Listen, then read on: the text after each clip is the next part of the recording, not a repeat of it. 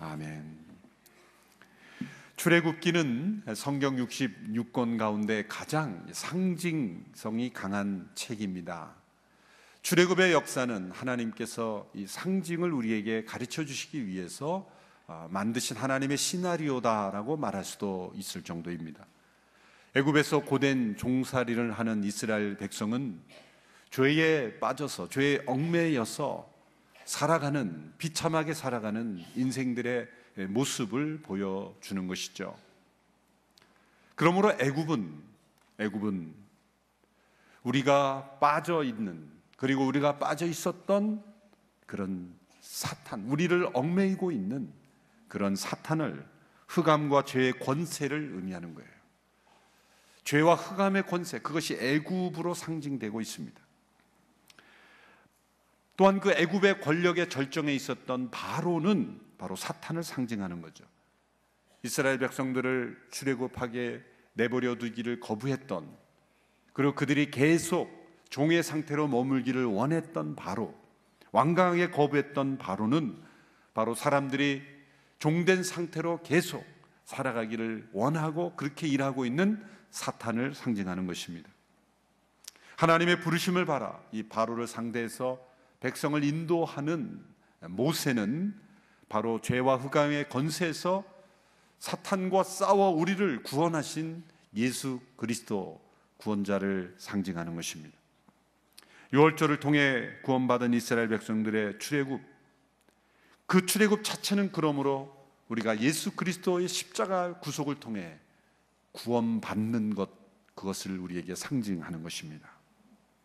이스라엘 백성들이 출애굽한 이후에 바로 이 가나안에 들어가지 못했죠. 광야의 길을 걸어야만 했습니다. 그러면 그 광야는 우리에게 무엇을 상징하는 것입니까? 예수 그리스도로 구원받은 이후에 예전에 있었던 죄와 육신 가운데에서 하나님의 백성답게 훈련되어 가는, 믿음의 시험을 통해 연단되어 가는 그 기간을 우리에게 상징하는 것입니다. 광야는 우리를 시험하는 자리입니다. 이스라엘의 광야 생활은 이스라엘 백성들이 훈련받은 그 과정을 통해서 믿음의 사람들이 어떻게 그 믿음의 연단을 통해 하나님의 자녀다운 자녀로 변화되어 가는지를 우리에게 보여주는 상징적인 기간입니다. 출애굽한 백성들이 이제 출애굽기 17장에 이르기까지 그들이 주로 겪었던 광야의 시험은 주로 내적인 것이었습니다. 원망과 불평, 물이 쓰다, 물이 없다, 양식이 부족하다, 하나님이 모든 것에 앞서 행하시며 필요를 공급하시고 인도하심에도 불구하고 믿음이 부족하여 염려와 두려움 속에서 불평하고 원망했던 이 내적인 시험들, 그것이 1차적인 것이었습니다. 그런데 오늘 본문에 나오면 이제 광야에서 만나는 첫 번째 외적인 시험을 만납니다. 그것은 바로 아말렉이라는 족속의 공격이 시작된 것입니다. 우리는 이 광야에서 만난 첫 번째 공격, 이 아말렉 족속의 공격이 무엇을 상징하는가, 그리고 그 공격을 이겨내는 이스라엘 민족의 승리가 무엇을 상징하는지를 알아야 합니다. 자, 바로는 무엇을 상징했습니까? 출애굽을 방해한 세력, 그것은 구원을 방해하는 사탄을 상징하는 세력이었습니다. 그렇다면 이 광야에서 만난 이 아말렉 족속의 공격은 무엇을 상징하는 것일까라는 것입니다. 그것은 구원받은 이후, 출애굽이 구원이고 바로가 사탄이라면 구원받은 이후 광야를 지날 때 만나는 성도의 시험, 그 시험은 무엇일까? 그것은 하나님과의 동행을 방해하는 세력이죠. 그것은 무엇일까? 어떤 외적인 환경이 아니라 그것은 우리 안에 있는 육신, 죄악된 성향을 의미하는 것입니다. 이스라엘 백성들이 바로로부터 구원받을 때는 전적인 하나님의 역사였습니다. 이스라엘은 가만히 있어 하나님께서 행하신 구원을 바라보며 누리면 될 뿐이었습니다. 그것은 우리를 위해 일하신 그리스도의 사탄과 대항하여 싸우시고 승리하신 예수 그리스도를 통해 얻어진 선물입니다. 우리가 행한 것 없이 값없이 우리에게 주어진 하나님의 구원과 은총입니다. 그러나 이제 광야에서 만난 이 아말렉과의 싸움은 전적으로 하나님께서 알아서 싸워주시지 않는다는 거죠. 이스라엘 백성들이 그 싸움에 참여함으로 이겨내야만 했던 것입니다. 그것은 무엇입니까? 이것은 우리 안에 있는 죄의 성향과 싸우는, 우리 안에 살아계시는 성령님께서 싸워주시는 싸움, 그러나 우리가 함께 싸워야 하는 싸움인 것입니다. 오늘 본문에서 이스라엘 백성들이 이 아말렉과 어떻게 싸웠으며 어떻게 이겼으며 그리고 하나님께서 그 승리를 어떻게 평가하셨는지를 보면, 이 사건이 바로 이스라엘에게는 물리적인 전쟁이었지만 그 이후에 오는 모든 사람들에게는 하나님께서는 이 전쟁을 상징적 사건으로, 그리고 우리에게 영적인 의미를 주는 영적인 전쟁으로 우리에게 가르쳐 주셨다는 것을 알 수가 있습니다. 자, 아말렉이 이스라엘 민족을 공격해 왔습니다. 그때 모세가 여호수아에게 사람들을 선발해서 나가서 싸우라고 명령했습니다. 그리고 자신은 하나님의 지팡이를 들고 언덕 꼭대기 위에 올라가 있겠다라고 말했습니다. 여호수아는 모세의 명령대로 사람들을 뽑아 나가서 싸웠고, 모세는 아론과 훌을 데리고 산 꼭대기로 올라갔습니다. 그런데 모세가 그 지팡이를 들고 손을 들고 있는 동안에는 이스라엘이 이기고, 그 손을 내리면 아말렉이 이기는 것이었습니다. 그런데 모세가 계속 손을 들고 있기 어렵자 그 힘들어 손을 내리게 되자 아론과 훌이 그 모세의 양손을 붙잡아 계속해서 해가 질 때까지, 승리할 때까지 그 손을 붙잡고 있음으로 인해서 승리했다라는 그런 이야기입니다. 매우 이상한 전쟁이죠. 실제 보이는 전쟁의 승패가 나가 싸우는 여호수아의 능력에 좌우되지 아니하고 언덕 꼭대기에 있는 모세의 손이 들려져 있는가 내려져 있는가에 따라 좌우되는 전쟁이었기 때문입니다. 자, 모세가 여호수아에게 너는 나가 싸워라, 나는 산 꼭대기에 올라가 있겠다 그랬을 때 어쩌면 여호수아가 오해했을 수 있겠죠. 야, 우리 모세 지도자 비겁하시네. 나만 나가서 싸우라 그러고, 죽을지도 모르는 이 전쟁에 나만 나가서 싸우라 그러고, 본인만 올라가서 산 꼭대기, 안전한 꼭대기에 올라가서 계시겠다고, 그러면서 혹 그런 모세가 전쟁하기 두려워서, 전쟁하기 싫어서 자신만 안전한 곳에 있으려고 산꼭대기에 가서 피하고 여호수아만, 부하들만 나가서 싸우라고 한 게 아닌가라는 그런 오해를 할 수도 있지 않습니까?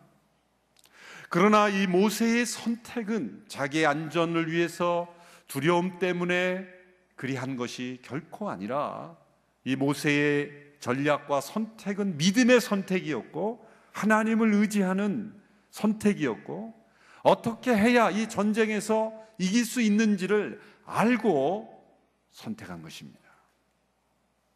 모세는 이 전쟁은 그냥 일어난 전쟁이 아니라는 것을 알았죠. 성경의 구체적인 설명과 그의 고백이 나와 있지는 않지만 아말렉이 쳐들어왔을 때 그는 이미 다른 차원의 시각에서 이 광야에서 일어나는 모든 일들이 다른 차원의 성격의 일들이라는 것을 그는 알고 있었던 상태입니다. 왜 그렇습니까? 그는 원치 않았던 부르심을 따라 바로를 상대했고, 자신에게 주어진 부르심을 따라 순종했을 때 어떠한 기적과 표적들이 나타났고, 어떻게 홍해가 갈라졌고, 이스라엘 백성들이 양식이 없을 때 어떤 기적이 일어났고, 물이 없을 때 반석에서 어떻게 물이 나왔고, 그 모든 그 하나님의 명령대로 순종하며 나갔을 때 일어났던 모든 사건들에 대한 체험, 그 여정에서의 체험을 통해서 그의 마음속에는 다른 사람이 갖지 못한 어떤 믿음의 세계가 열려 있는 것이 분명합니다. 그러므로 그들이 앞에 나가는, 우리가 가는 이 광야의 여정에서 일어나는 모든 것들은 우리를 공격해 오는 것이든 아니면 우리를 연약하게 하는 것이든 이 모든 것은 하나님의 손에 달려 있고, 우리를 애굽에서 이끌어낸 하나님이시라면, 모든 것을 공급하실 수 있는 하나님이시라면 이 모든 싸움조차도 그 승패가 하나님께 달려 있다라는 그런 믿음에서 그는 다르게 생각할 수 있었다는 거예요. 그러므로 아말렉이 쳐들어왔을 때 그들과 어떻게 싸울 것인가 보다 더 중요한 것은 하나님께서 이 전쟁을 어떻게 보시는가, 그리고 이 전쟁의 승패가 하나님께 달려있다라는 믿음에서 그는 산에 올라가서 하나님 앞에 나간 거죠. 여호수아, 너는 나가 싸우라. 나는 하나님 앞에 나가겠다. 여러분, 실제로 전쟁이 일어난 상황에서 나가 싸우는 것보다 기도회로 모여서 기도하는 것이 더 중요하다고 말한다면 누가 더 지혜롭다고 말하겠습니까? 전쟁에 나가서 누군가 우리 민족을 공격해 왔을 때 나가 싸우는 그러한 일이 더 중요합니까? 아니면 함께 모여 기도하는 것이 더 중요합니까? 둘 다 있어야죠. 모세는 둘 다 한 것입니다. 그런 기도만 하지도 않았고 나가서 싸우지도 않았어요. 나가 싸우되, 그러나 더 중요한 것은 하나님 앞에 나가는 것이다. 영적인 우선순위를 가졌고 동시에 우리가 해야 할 일을 하였다라는 것, 이 모세의 전략인 것이죠. 이런 전략 가운데 그는 하나님의 능력을 의지하는 기도를 통해서 전쟁에 이길 수 있다라고 믿었던 것입니다. 모세가 산꼭대기에 올라가서 손을 들었던 것은 바로 기도의 손을 들었던 것입니다. 그는 자신의 손만 든 것이 아니라 하나님께서 자신에게 맡겨준 그 하나님의 지팡이, 그 지팡이를 들고 하늘 향해 손을 들었던 것입니다. 홍해를 건널 때는 그 하나님의 지팡이를 앞으로 내밀어야 했습니다. 그런데 이 아말렉과의 전쟁에서는 하나님의 지팡이를 위로 들어야 했죠. 사실 앞으로 내밀건 위로 들건 사실 그 자세 자체가 중요한 것은 아닙니다. 그가 홍해 앞으로 지팡이를 내밀 때 그것은 믿음의 내밈이었죠. 그냥 내민다고 된 게 아니라 믿음으로 내밀었으니까 기적이 일어난 거예요. 그가 지팡이를 위로 들었을 때 단지 위로 들었다는 것 자체가 중요한 게 아니라 그의 믿음으로 들었다는 것이 중요한 것입니다. 그 모세의 믿음은 실제로 나타났습니다. 모세가 하나님의 지팡이를 들고 손을 위에 들고 있으면 여호수아와 그 백성들이 힘을 얻어 그 아말렉을 이기게 되었습니다. 그러나 지쳐서 내리면 그 아말렉이 이기게 되는 그런 현상들을 보면서 이것은 보이지 않는 전쟁이 보이는 전쟁을 좌우한다는 것을 우리에게 보여주는 거예요. 세상에는 많은 전쟁이 있습니다. 세상에는 많은 문제와 갈등이 있습니다. 그 보이는 문제, 또 보이는 전쟁, 보이는 갈등, 보이는 싸움들이 그 승패가 어디에 달려 있는가? 실상은 보이지 않는 영적 전쟁에 달려 있다. 그 교훈을 우리에게 주시기 위해서 이 상징적 사건을 우리에게 보여주신 거예요. 오늘날 동일하게 어느 민족이 싸우는데 산꼭대기에 올라가서 지팡이 들고 그대로 이 시뮬레이션 그대로 이렇게 손을 들고 있다고 전쟁에서 이긴다는 보장은 없습니다. 성경을 그렇게 적용하라고 이 사건을 주신 것은 아니에요. 이 원리를 적용해야 되는 거예요. 원리를. 전쟁이 일어났으니까 그대로 산꼭대기에 올라가서 지팡이를 들고 있으면 이긴다? 그거는 아니죠. 이것은 하나님께서 모세를 통해 주신, 모세가 성령 인도하심을 그 상황 속에서 주어진 어떤 형태와 어떤 사건이었습니다. 그 상징이 우리에게 가져다 주는 원리를 우리는 깨닫고 우리의 삶 속에 이 역사에 적용하면, 그러나 동일한 승리는 우리에게 주어질 수 있다라는 거죠. 그 형태와 방법을 그대로 카피하라는 게 아니라 그 원리와 의미를 적용할 때 동일한 승리가 우리에게 주어질 수 있다는 거죠. 앞서 말씀드렸지만 바로로부터 구원받은 것은 바로 우리의 행함을 따라 주어지지 아니하고 예수 그리스도께서 우리를 위하여 대신 십자가에 못 박히신 전적인 하나님의 역사로 우리가 구원받은 거예요. 여기에는 우리의 참여나 우리의 공로나 어떤 우리의 노력과 우리의 행한 것이 더해질 수 없는 거예요. 바로로부터 구원받는 거예요. 그러나 광야에서 만난 이 아말렉과의 싸움은 우리의 믿음의 참여가 필요한 거죠. 우리의 적극적 순종이 필요한 거죠.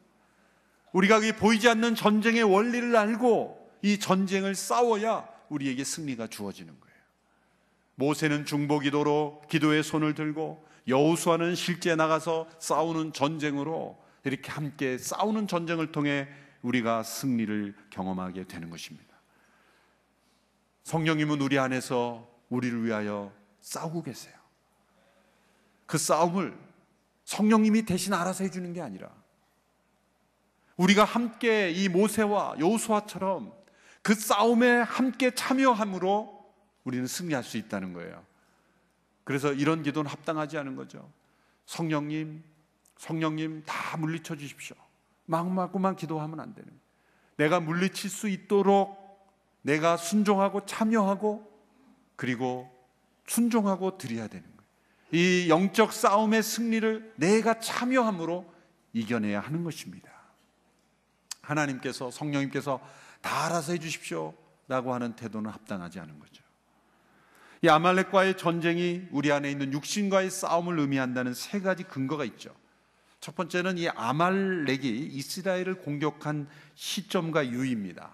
출애굽기 17장에서 우리가 잠시 건너뛰었지만 17장 전반부에 보면 르비딤이라는 곳에서 물이 부족할 때 하나님께서 바위에서 물이 터져 나오게 하셨어요.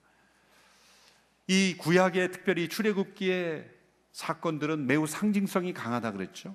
광야에서, 반석에서 물이 터져 나왔다라는 것은 예수님께서도 후에 해석하셨듯이 물이 터져 나온 것은 바로 우리 안에 있는 성령의 역사가 터져 나왔다는 것, 우리 안에 성령의 생수가 흘러 넘친다는 것, 그것을 의미하는 것이죠.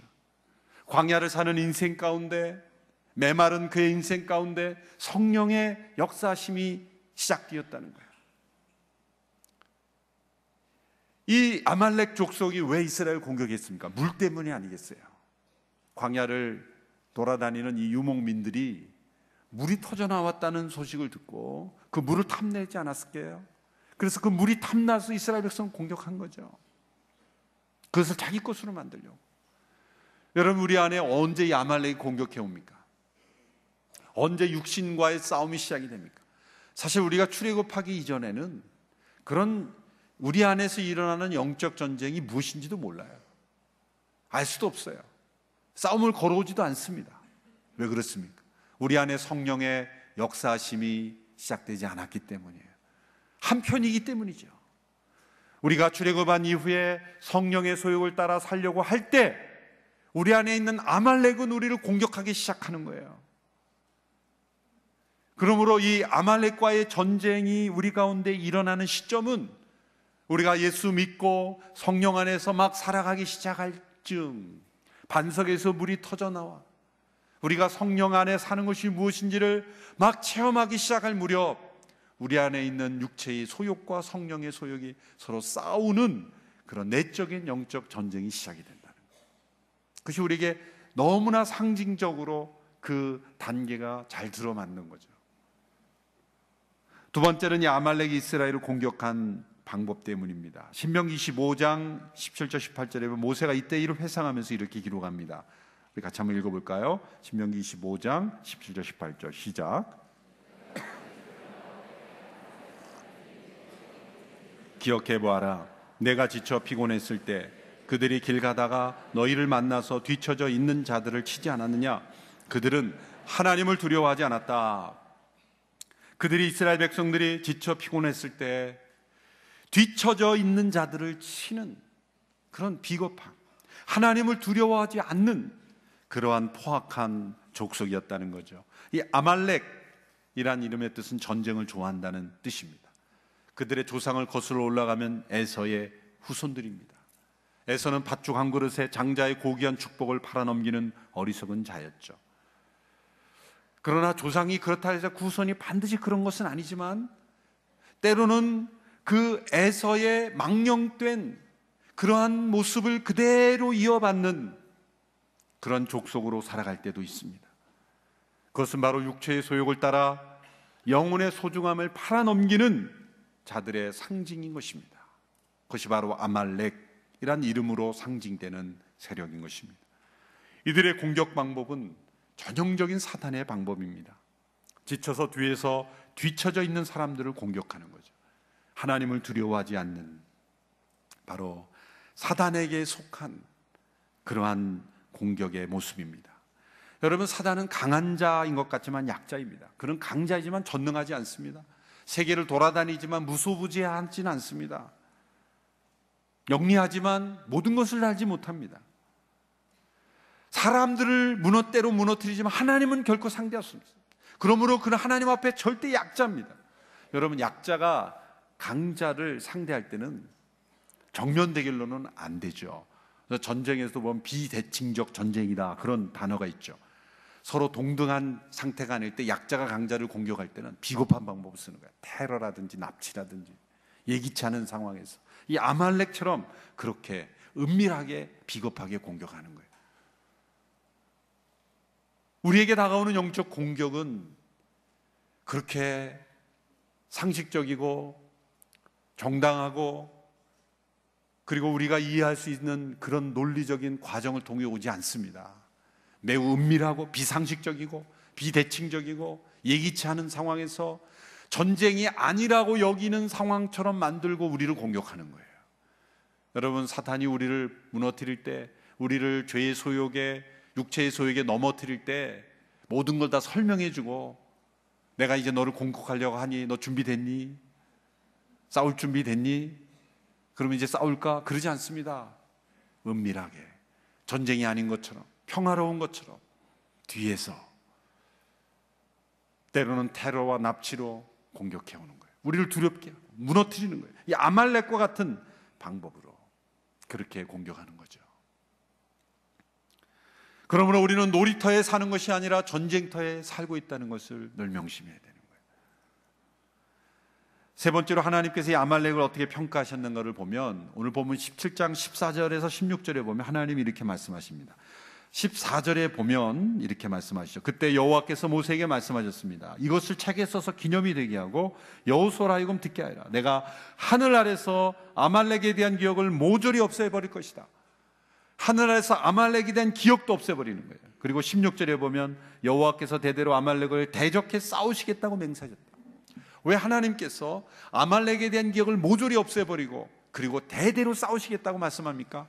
바로 이 아말렉이 모든 성도들을 괴롭히고 공격하는 그 죄와 육신의 소욕을 상징하는 것이기 때문에 그런 거예요.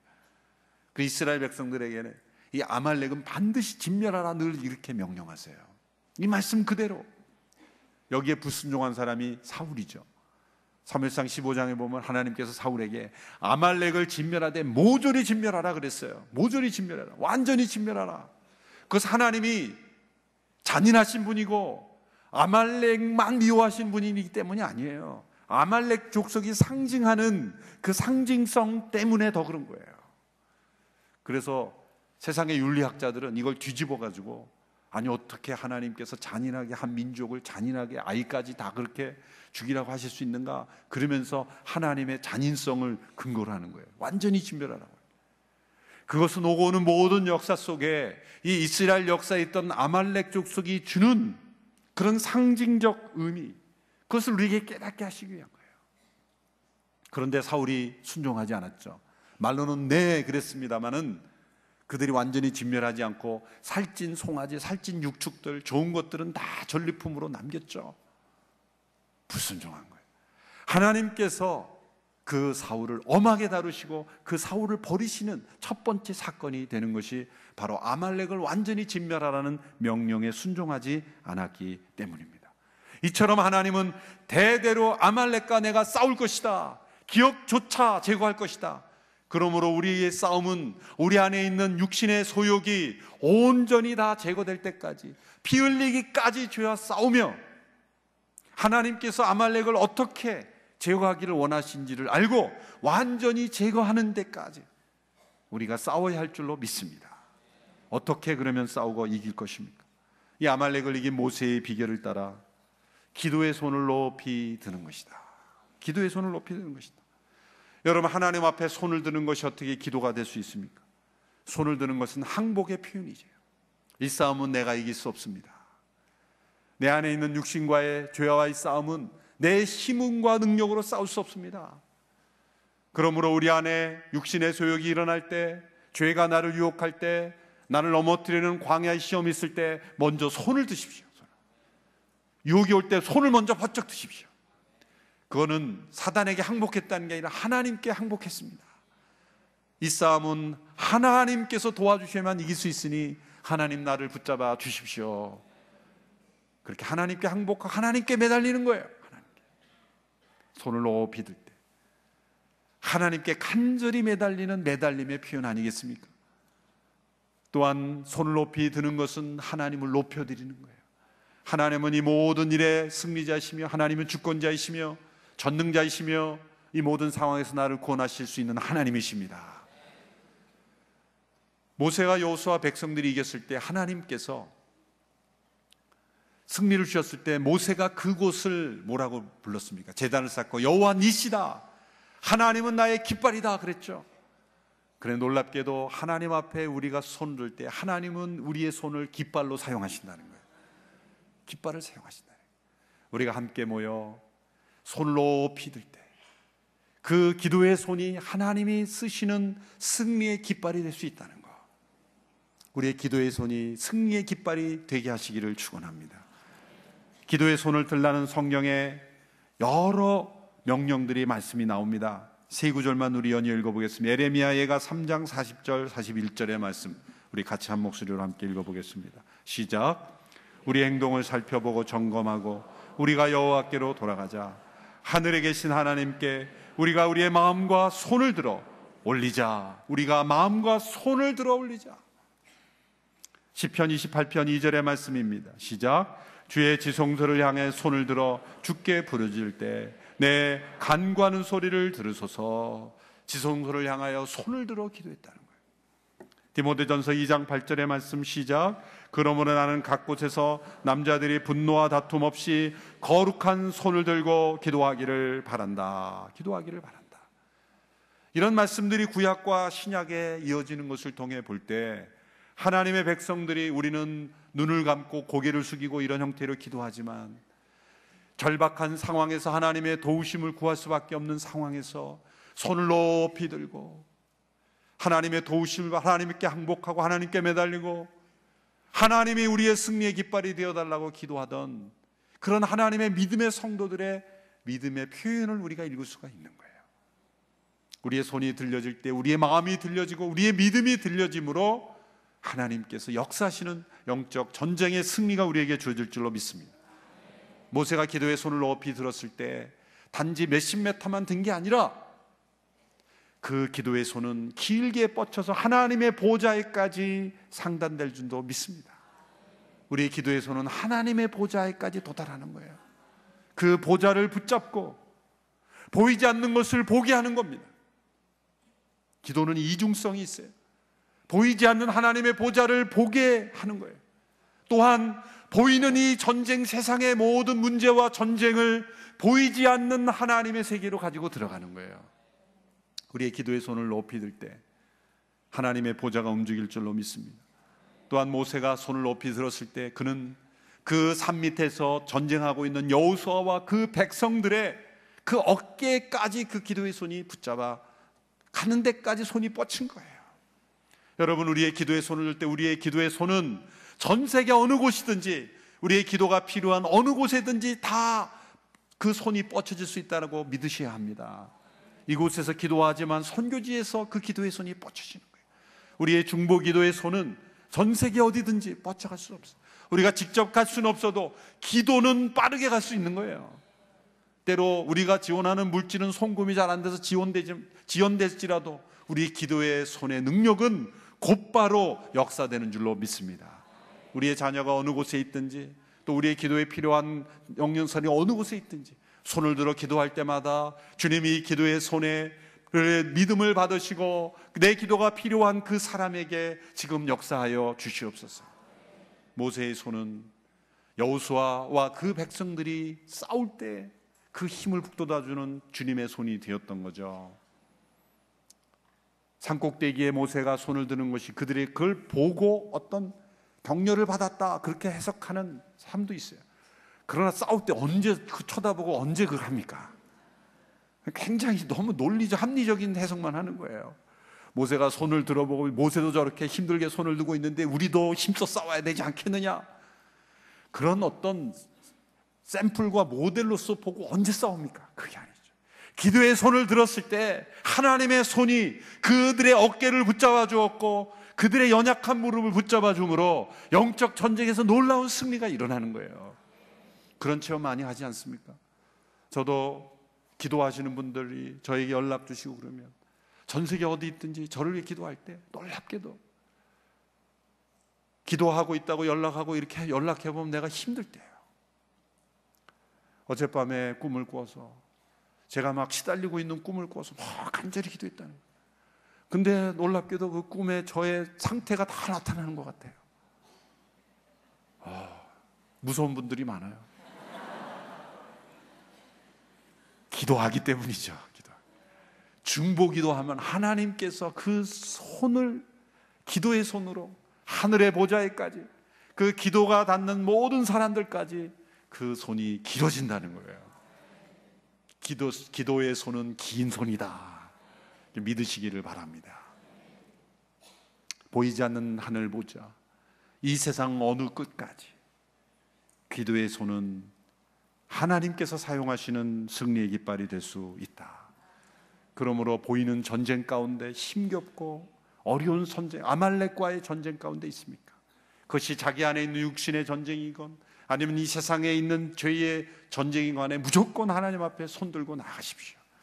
그럴 때 하나님은 모세의 믿음의 손을, 기도의 손을 보시고 그 백성을 이기게 하신 것처럼 우리의 전쟁에도 이기게 하실 줄로 믿습니다.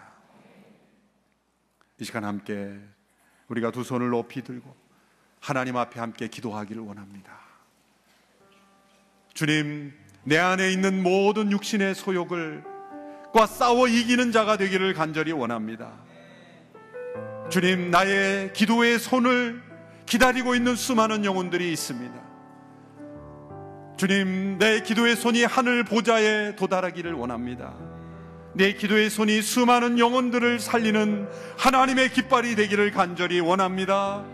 우리가 함께 기도하며 나아가겠습니다. 하나님 아버지, 손을 높이 들어 주님을 향하여 나아갑니다. 우리의 기도의 손이 내려지지 않게 하여 주시옵시고, 때로 피곤하여 지쳐서 우리 손이 내려질 때가 있습니다. 아론과 훌이 모세를 도왔던 것처럼 서로가 서로를 도와 우리 기도의 손이 내려지지 않게 하여 주시옵시고, 기도의 깃발이 내려지지 않게 하여 주시옵시고, 우리의 손이 승리의 깃발이 되게 하여 주시옵시고, 우리의 기도를 필요로 하는 수많은 영혼들에게 하나님의 승리의 손이 되게 하여 주시기를 원합니다. 우리가 육신의 소욕에 저 날마다 아말렉과의 전쟁에서 패할 때가 있습니다. 주여, 손을 높이 들고 주 앞에 나갑니다. 주님, 우리를 붙잡아 주시고 모세의 기도의 손이 들려졌을 때 승리가 주어졌던 것처럼 우리의 기도의 손이 들려짐으로 우리가 영적 전쟁에서, 이 세상의 모든 전쟁에서, 이 광야에서 만나는 모든 전쟁에서 승리하며 나가는 우리 모두가 되게 하여 주시옵소서. 오늘도 기도의 손을 높이 듭니다. 다시 한번 기도의 손을 높이 들며 살기로 결단합니다. 우리 가운데 함께 하시는 주님, 기도의 손을 들며 나아가는 모든 백성들에게 함께 하여 주시고 승리를 경험하게 하여 주시고 하나님의 영광을 체험하게 하여 주시고 함께 하여 주시옵소서. 하나님 아버지, 손을 높이 들고 주님을 바라봅니다. 주님을 의지합니다. 마음을 들고 믿음의 손을 들어, 거룩한 손을 들어 기도합니다. 우리가 당하는 광야의 모든 시험에서 승리하는 우리 모두가 되게 하여 주시옵소서. 주님, 우리의 기도를 필요로 하는 많은 영혼들이 우리의 기도의 손을 들어 중보의 능력을 체험케 하옵소서. 영적 전쟁 가운데 있는 모든 영혼들, 우리의 자녀들이 우리의 기도의 손을 통해 승리를 체험하게 하여 주옵소서. 이 세상의 분쟁과 다툼 가운데 있는 모든 나라와 민족 가운데 우리 하나님의 사람들이 손을 들고 기도할 때 이 나라와 민족의 모든 전쟁이 떠나가게 하여 주시고, 한반도가 회복되게 하여 주시고, 영적 전쟁에서 회복되게 하여 주옵소서. 예수님의 이름으로 기도합나이다.